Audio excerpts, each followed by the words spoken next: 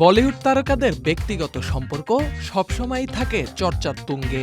এবার সেই আলোচনার কেন্দ্রবিন্দুতে দক্ষিণী সুপারস্টার ধানুষ এবং বলিউড অভিনেত্রী মৃণাল ঠাকুর।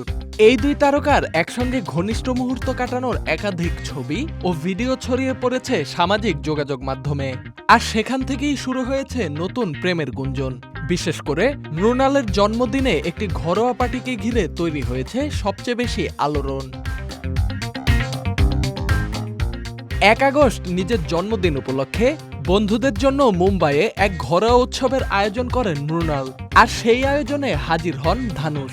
সাধারণত কোনো পার্টি কিংবা অনুষ্ঠানে দেখা না গেলেও এদিন ধানুষের উপস্থিতি রীতিমতো চমকে দেয় ভক্ত অনুরাগীদের। ভাইরাল এক ভিডিওতে দেখা যায় পার্টি শেষে মৃণালের হাত ধরে বেরিয়ে আসছেন ধানুষ।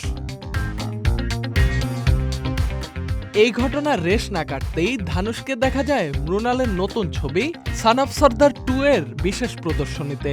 সেখানে ক্যামেরায় ধরা পড়ে তাদের হাসি ঠাট্টা আর কানাকানির দৃশ্য। আরেক সূত্র বলছে, এর আগে জুলাইয়ে ধানুষের তেরে ইশক মে ছবির ঘরোয়া সেলিব্রেশনে উপস্থিত ছিলেন মৃণাল। সব মিলিয়ে একসঙ্গে একাধিকবার দেখা যাওয়াতেই সম্পর্কের জল্পনা আরও জোরদার হয়।